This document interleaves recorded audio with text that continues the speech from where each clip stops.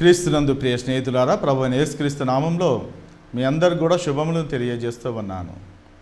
యేసుక్రీస్తు ప్రభువారు శిలువలో తన యొక్క పరిస్థితిని చూసి ఆయన పడినటువంటి వేదన, ఆయన పడినటువంటి శ్రమ మనం ఒకసారి గమనించినట్లయితే, ఆ చిత్తరువును మన ముందు ఉంచుకున్నట్లయితే, ఆ యొక్క పిక్చర్ని మనం కళ్ళ ముందు కనబడినట్లుగా మనము ఆలోచన చేసినట్లయితే, యెషయా గ్రంథము 53వ అధ్యాయంలోను, మరి కీర్తనలు 22వ కీర్తనలోను ఆయన యొక్క మనస్సును మనం అక్కడ చూడగలం.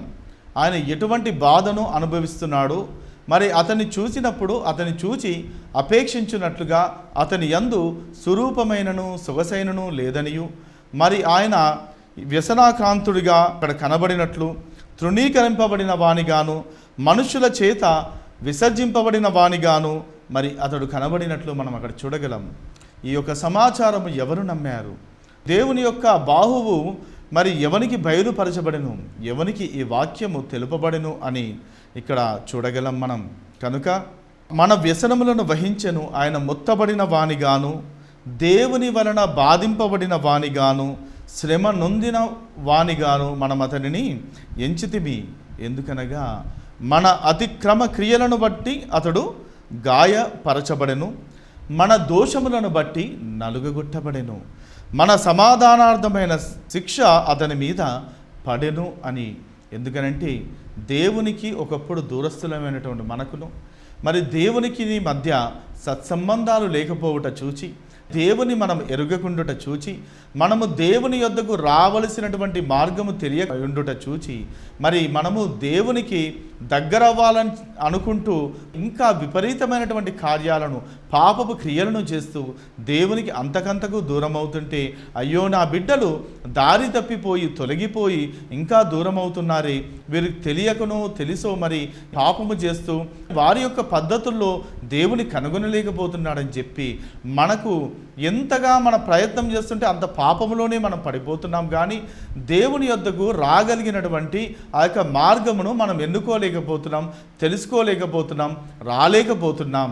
కనుక మన నిమిత్తము ఆయన ఏం చేశాడంటే, తనకున్నటువంటి దేవదూతల్లో, తనకున్న సేవకుల్లో ఎవరినో ఒకరిని పంపించి మనల్ని రక్షించుకున్నవాడు కాడు. ఆయన తన దగ్గర ఉన్నటువంటి వేల కొలది దేవదూతలను, కెరూబులను, సెరాపులను, 24 పెద్దలను, 4 జీవులను, ఇంకా ఎటువంటి సృష్టి అక్కడ ఉందో తెలియదు. కానీ ఆయన సృష్టింపబడినటువంటి వారి చేత మనకు రక్షణ కలగజేయటం ఇష్టము లేక ఆయనే స్వయముగా మనల్ని ఎంతగానో ప్రేమించాడు. ఎందుకనగా ఆయన తన స్వరూపమందు మనల్ని నిర్మించుకున్నాడు కనుక, ఆయన యొక్క స్వరూపము ప్రతిమ మనము కనుక, మనం అద్దములో చూచుకున్నప్పుడు మరి ఆయన ముఖము మనలో, మరి మనల్ని చూసినప్పుడు అద్దములో ఒకడు చూసినట్లుగా తనను తాను మనలో చూసుకుంటున్నాడు. కనుక ఆయన మనల్ని అంతగా ప్రేమించి మన యొద్దకు వచ్చి, మనము ఆయన యొద్దకు రావాల్సినటువంటి పద్ధతి తెలియక సతమతం అవుతున్నటువంటి మనలను ఆయన తిరిగి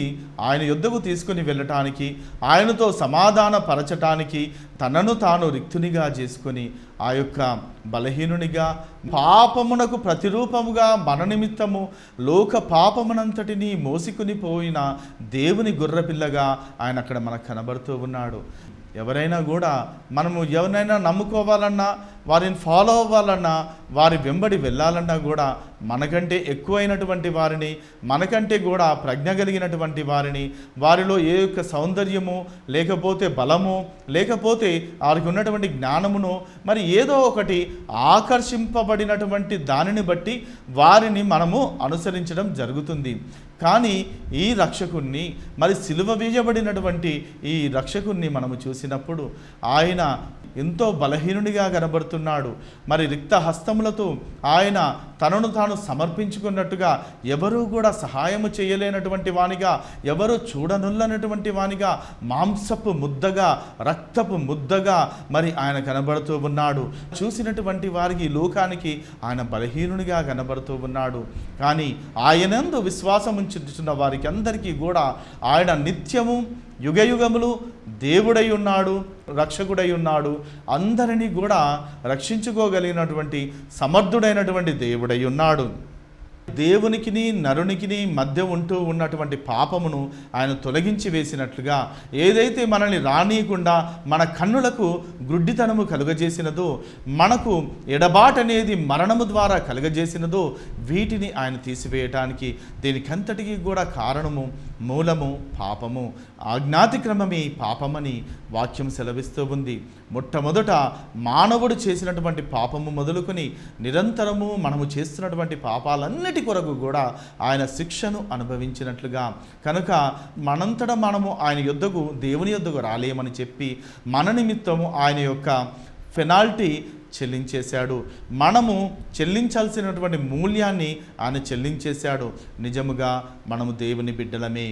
దేవుడు తన స్వరూపములో చేసుకున్నాడు, తన పోలికలో చేసుకున్నాడు. మన నిమిత్తము ఆయన రక్తాన్ని గార్చాడు, ఆయన మనల్ని చేసుకున్నాడు. కానీ కాబట్టి మనము మన తండ్రి ఆయన, మన పరమ తండ్రి ఆయన. కానీ ఏనాడైతే మనము మన తండ్రిని కాదని వేరొకని స్వరము విని దేవుని యొద్ద ఉన్నటువంటి ఆ స్వాతంత్రాన్ని విడిచిపెట్టి వేరొకని బంధకాల కిందికి వెళ్ళిపోయామో, వేరొకడు మాట విన్నప్పుడు అతడు మనల్ని బాగు చేయాలని కాకుండా తన దాసులుగా చేసుకొని ఉన్నాడో, ఎప్పుడైతే కూడా వాని యొక్క అతిక్రమమును బట్టి మనం వానికి లోబడిపోయామో, మనల్ని రక్షించడానికి ఆయన వచ్చాడు. ఆయన వచ్చి ఈ దుర్మార్గుడైనటువంటి ఇతన్ని అడుగుతూ ఉన్నాడు, నా బిడ్డలు నాకు ఇచ్చేయని. ఈయన బలవంతముగా తీసుకునే దేవుడు కాదు. నిజానికి మనమందరము దేవుని బిడ్డలమే, కానీ అయినప్పటికీ కూడా మనము దారి తప్పిపోయిన గొర్రెల వలె ఉన్నాము, ఒక బానిసత్వంలో ఉన్నాము. కాబట్టి మనల్ని విడిపించడానికి ఆయన తన ప్రియ కుమారుని, ఏకైక కుమారుణ్ణి పంపించాడు. ఆయన వచ్చి ఈ దుర్మార్గుడైనటువంటి సాతాను నుంచి మనల్ని విడుదల కలగజేయాలన్నప్పుడు ఏమి విల చెల్లించాలంటే, వాడు పన్నినటువంటి పన్నాగం ఏమిటంటే, ఈ మనుషులను, ఈయన బిడ్డలను నేను దొంగిలించాను, అదే విధముగా ఈయన కూడా లేకుండా పోతే సమస్తము నాదైపోతుందని దురాశతో అతడు ఏమి కోరాడంటే, ఏదో ఒక గొప్ప వెలను చెప్పకుండా నీ ప్రాణమే నాకు కావాలి అని అన్నాడు. నీ ప్రాణమే నాకు కావాలి అని చెప్పినప్పుడు మరి ఈ రక్షకుడు, మన ప్రియ దేవుడు యేసయ్య మరి ఏమాత్రము కూడా సంకోచించకుండా తన ప్రాణమును ఇవ్వటానికి ముందుకు వచ్చినట్లుగా మనం చూడగలం. ఆయన మన కొరకు సమస్తాన్ని ధారబోసాడు. మనల్ని ఏ విధంగా బానిసత్వం నుంచి విడుదల కలుగజేశాడంటే, ప్రాణానికి మించినటువంటి విలువ ఏదియూ లేదు ఈ లోకములో. కనుక తన ప్రాణమును పెట్టి మనల్ని తిరిగి కొన్నాడు. అంటే ఒకసారి మనల్ని నిర్మించాడు కాబట్టి, కన్నాడు కాబట్టి మనము ఆయన కుమారులము. రెండవ మారు మనల్ని విమోచించాడు కాబట్టి రెండంతలుగా మనం ఆయన కుమారులము. ఆయన మన రక్షకుడై ఉండి మనల్ని నడిపిస్తున్నాడు కాబట్టి మనము ఎప్పుడూ కూడా ఆయన బిడ్డలమే. కనుక మనల్ని చూచి ఆయన కనికరపడుతున్నాడు. మనం చేసిన తప్పును బట్టి, మనము ఆయనను కాదన్న దాన్ని బట్టి కాకుండా ఆయన కృపను బట్టి, ఆయన ప్రేమను బట్టి తిరిగి దేవుని యొద్దకు తనతో నిత్య సహవాసము కలిగి ఉండటానికి ఆయన తీసుకొని వెళుతున్నట్లుగా మనకు కనబడుతూ ఉంది. కనుక దేవుడు మరి అంతమంది సేవకులు తనకుండగా వారిని పంపక, మరి తనకు ఏదో 1,000,000 మంది కుమారులో, 1,00,000 మంది కుమారులో, 1,000 మంది కుమారులో, లేకుంటే 10 మంది కుమారులో అన్నట్టుగా కాక, తన ఏకైక కుమారుణ్ణి, అనగా ఒక కుమారుణ్ణి నేను కోల్పోయినా నాకు ఇంతమంది బిడ్డలు ఉన్నారు కదా, అని నా కుమారుడు పోయినా పర్వాలేదు అని మరి అటువంటి తలంపు కాదు. తనకున్నటువంటిది ఒకే ఒక కుమారుడు, జనితైక కుమారుడు, ఒకే ఒక్క ప్రియ బిడ్డ యేసయ్య ఆయనే ఉన్నాడు. ఆయననే మన రక్షకునిగా, ఇదిగో ఆయన వెడలిపోతే నాకు సమస్తము కోల్పోతానని చెప్పి బాధపడక, ఆయన స్వయముగా తన కుమారుని పంపినప్పుడు ఆ కుమారుడు కూడా స్వయంగా మన నిమిత్తము ఆయన తన సొంత చిత్తము చొప్పున అంగీకారము తెలిపి మన యొద్దకు వచ్చినట్లుగా మనం చూస్తూ ఉన్నాం. కనుక ఆయన ఈ లోకమునకు వచ్చినప్పుడు మనమందరము కూడా గొర్రెల వలె త్రోవ తప్పిపోతిమి, మనలో ప్రతి వాడును తనకిష్టమైన త్రోవకు తొలగిపోయినట్లుగా చూసి ఎంతో బాధపడ్డాడు. కనుక మనందరి దోషమును కూడా యెహోవా ఆయన మీద మోపి ఉన్నాడు. కనుక అతడు దౌర్జన్యము నొందాడు. ఆయన ఏ పాపము చేయనప్పటికీ, ఏ కపటము ఆయన నోట లేకున్నప్పటికీ కూడా మన నిమిత్తము ఆయన దౌర్జన్యము నొందినట్టుగా చూస్తూ ఉన్నాం. బాధింపబడినను అతడు నోరు తెరవలేదు. ఎందుకంటే తన యొక్క నోటి నుంచి వచ్చేటటువంటి ప్రతి మాటకు కూడా ఆయనకు విలువ ఉంటూ ఉంది. ఆ మాటకు విలువ ఉంటూ ఉంది, ఆ మాటకు శక్తి ఉంటూ ఉంది, ఆ మాటకు మరి కట్టుబడి ఉంటాడు ఆయన. ఆ యొక్క మాట బయలు వెళ్ళినప్పుడు అది కార్యము చేయకుండా తిరిగి తన యొద్దకు తిరిగి రాదు. కనుక ఆ కార్యమును బట్టి మరి ఇతరులు ఎవరు కూడా నశించిపోవటం ఆయనకి ఇష్టం లేకుండా గురుగులు మరి అదే గోధుమలు పెరగనిచ్చి తగిన సమయంలో ఆ యొక్క గురుగులను ఏరివేసి గోధుమలను కొట్లో పోసినట్లుగా మనల్ని రక్షించడానికి ఏ ఒక్క గోధుమ గింజ అయినను సరే, గోధుమ చెట్టే కాక గోధుమ గింజ అయినను సరే నశించిపోవుట ఆయనకి ఇష్టం లేదు. కాబట్టి తగిన సమయములో మన నిమిత్తం ఆయన బాధింపబడినను నోరు తెరవలేదు. వాని ఎదుట గొర్రెయు మౌనముగా ఉండునట్లు మన నిమిత్తము అతడు నోరు తెరవలేదు అని. ఎంతటి అన్యాయపు తీర్పునైనా కూడా ఆయన ఎదిరించాడు, దాన్ని ఆయన సహించాడు. ఎందుకనంటే మనల్ని చూస్తూ ఉన్నాడు ఆయన. తన శ్రమను కాబట్టి కాకుండా మన రక్షణ గురించి చూస్తూ ఉన్నాడు కాబట్టి ఆయన అన్నిటినీ కూడా ఇదిగో ఈ యొక్క శ్రమ నుంచి ఈ బిడ్డలందరూ కూడా విడుదల నొందుతారనేటటువంటి గొప్ప భావము కలిగి ఆ గొప్ప మరి అనుభవము చేత ఆయన మనల్నందరినీ కూడా ఇక్కడ మనం చూస్తే అన్యాయపు తీర్పు నొందిన వాడే అతడు కొనిపోబడెను, అతడు నా జనుల అతిక్రమమును బట్టి మొత్తబడెను, సజీవుల భూమిలో నుండి అతడు కొట్టివేయబడెను. కనుక ప్రతి విషయంలో కూడా మరి ఆయన మన నిమిత్తము సమస్తమును కోల్పోయి సజీవుల భూమిలో నుంచి కొట్టివేయబడటానికి, అనగా తాను మృతుడవ్వటానికి, మరణము యొక్క బలము గల వారిని మరణము ద్వారా జయించటానికి ఆయన వచ్చినట్టుగా చూస్తూ ఉంటాం. కనుక ఆయన తరము వారిలో ఎవరూ కూడా ఈ సంగతి ఆలోచించినటువంటి వారు లేరు.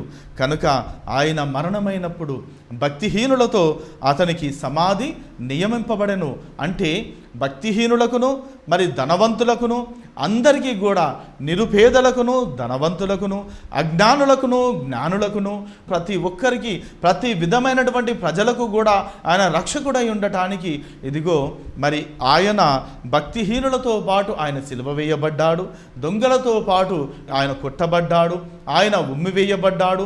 భక్తిహీనులకును పాపులకును కలిగేటటువంటి శిక్షను ఆయన పొంది ఉన్నాడు.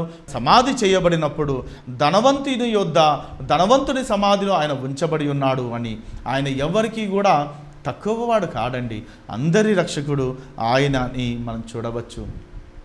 కానీ దీన్ని బట్టి నిశ్చయముగా ఆయన నోట ఆయన ఏ అన్యాయము చేయలేదనియు అదే విధముగా ఏ కపటము లేదని కూడా మనము చెప్పవచ్చు.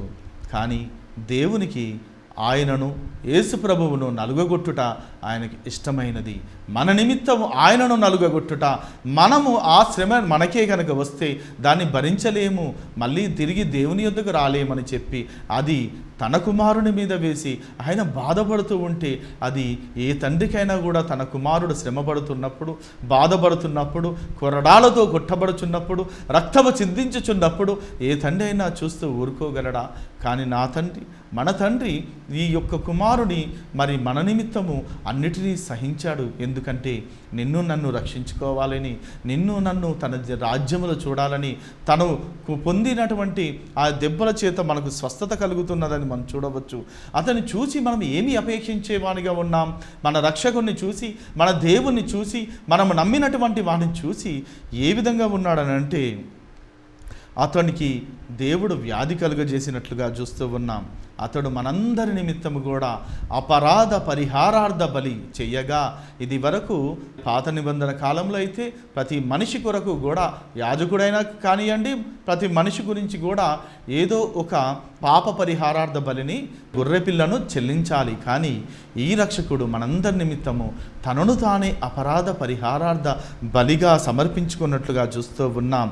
కనుక మరి అతడు దీర్ఘాయుష్మంతుడగును, యెహోవా ఉద్దేశము అతని వలన సఫలమగును. కనుక ఈ కార్యమును దేవుడు పంపించినటువంటి కార్యమును తన యొక్క ఇష్టపూర్వకముగా చేసి ఉన్నాడు కాబట్టి అతని యొక్క సంతానమును ఆయన యుగయుగములు దీవిస్తానని, అతని యొక్క సంతానమును ఎల్లప్పుడూ కూడా ఆయన కనిపెట్టుకుంటూ ఉంటానని చెప్పుచూ ఉన్నాడు.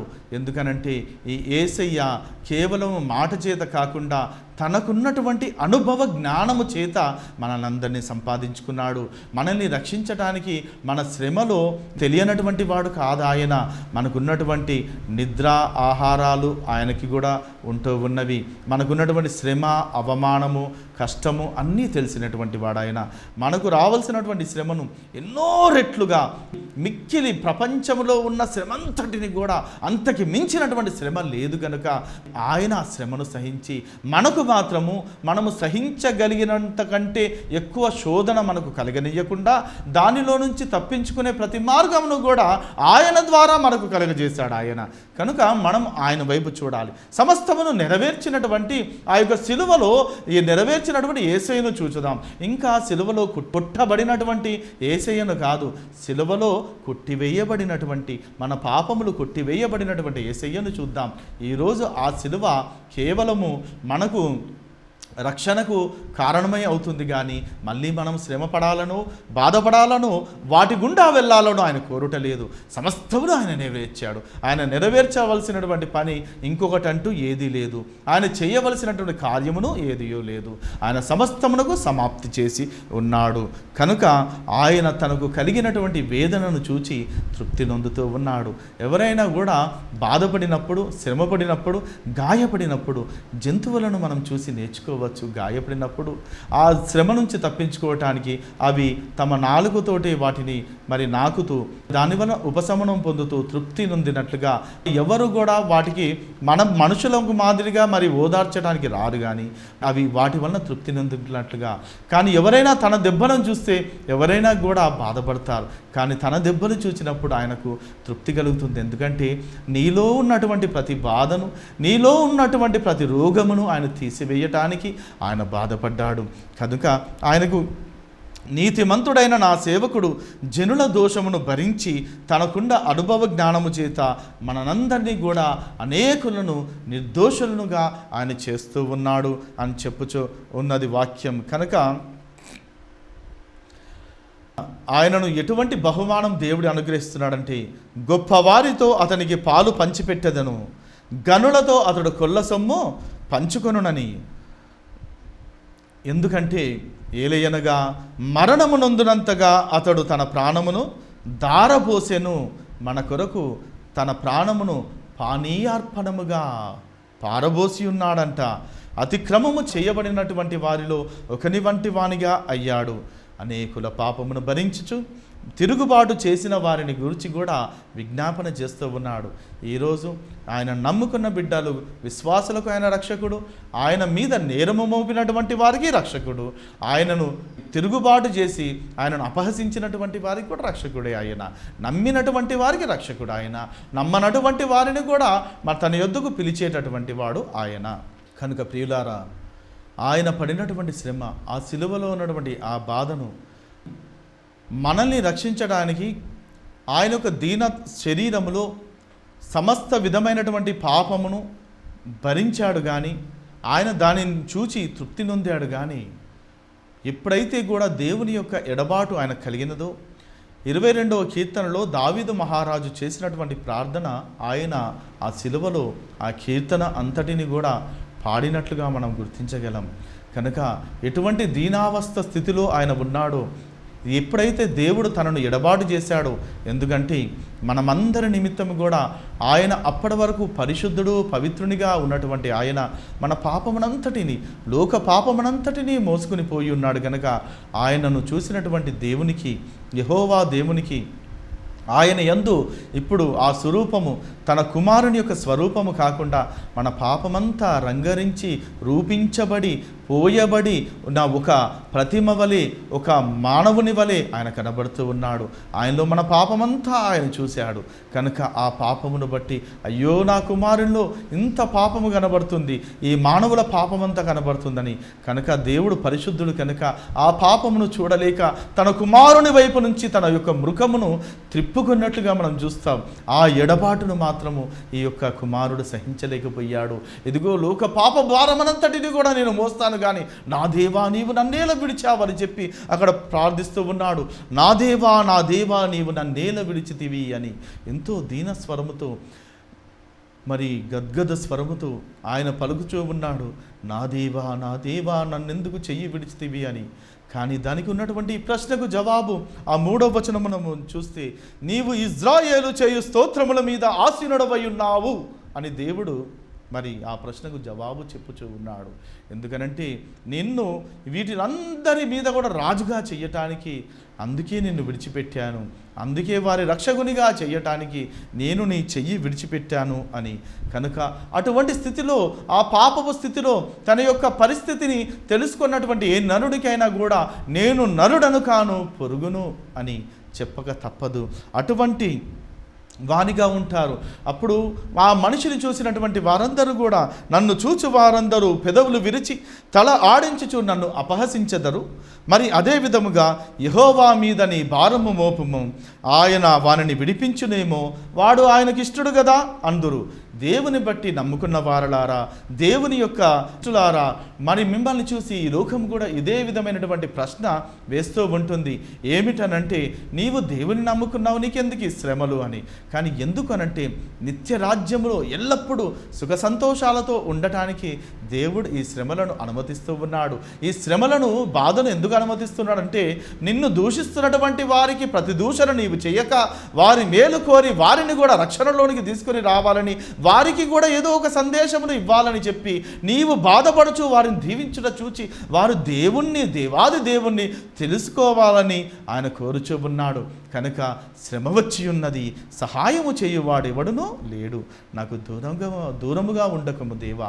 ఏదైనగా నేను నా సొంత శక్తితో నేను దేనిని సాధించలేను, నీవు నాకు తోడుగా ఉన్నప్పుడు నేను సమస్తమును సాధించగలను. కనుక వారందరూ కూడా నా శత్రువులు సింహము వలె వారు నోళ్ళు తెరుస్తూ ఉన్నారు. నా ఎముకలన్నీ కూడా స్థానము తప్పిపోయి ఉన్నవి, నా ఎముకలను నేను లెక్కించగలను. మరి ఆ విధముగా నా యొక్క ఈ కష్టం ఉంటూ ఉంది. నా హృదయము నా అంతరంగమునందు మైనము వలె కరిగిపోవచ్చు ఉన్నది అంటూ ఉన్నాడు. నా బలము ఎండిపోయిన చిల్ల పెంకు వలె ఆయను అని ఆయన అంటూ ఉన్నాడు. నా నాలుక నా దౌడను అంటుకొని పోయి ఉన్నది అని చెప్పుచూ ఉన్నాడు. కనుక కుక్కలు నన్ను చుట్టుకొని ఉన్నవి, వారు నా చేతులను నా పాదములను పొడిచి ఉన్నారు, నా ఎముకలన్నీ నేను లెక్కింపగలను అంటూ ఉన్నాడు.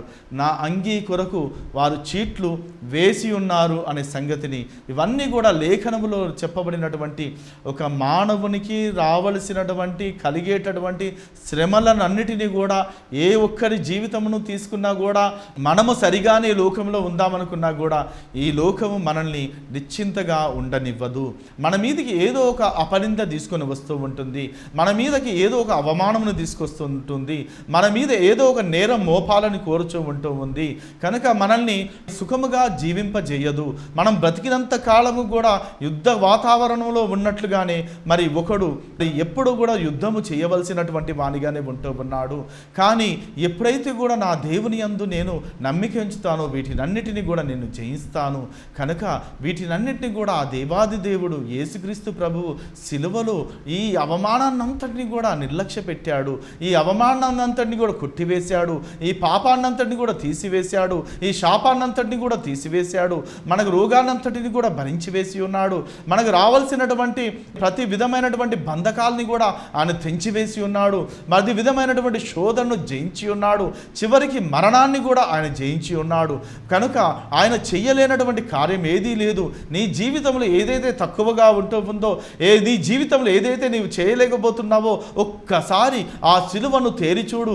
ఆ యొక్క సిలువలో వేలాడుచున్నటువంటి యేసయ్య నీ కొరకు ఆ సమస్త కార్యమును నెరవేర్చాడనేటటువంటి సంగతిని నీవు గుర్తించినప్పుడు నీ యొక్క బాధ నుంచి తప్పకుండా విడుదల కలుగజేసేవాడు ఆయన. నీవు శ్రమపడవలసిన పని లేదు, కానీ ఆయనే నిమిత్తము ఆ సమస్త కార్యమును కూడా నెరవేర్చాడు, చేసేసి ఉన్నాడు. అది నీవు నమ్మినట్లయితే అదియే ఆయన కృప అయి ఉన్నది, అదియే ఆయన నీతి అయి ఉన్నది. మనల్ని తన బిడ్డలుగా మరి ఉచితమైనటువంటి కృపతో వెల చెల్లించి ఆయన తీసుకుని వెళ్ళాడు. కనుక వెళ్ళలేని మనకు విలువైనటువంటి వెల చెల్లించాడు ఆయన. ఆయన చెల్లించినటువంటి ఆ యొక్క రక్త ప్రోక్షణ వలననే మనకు విలువ కలిగినది నేటికి ఈ లోకములో, ఈ సమాజంలో. కనుక మనంతట మనము ఏ వెల చెల్లించి అది పొందుకోగలము? ఒకవేళ వెల చెల్లిద్దామంటామా?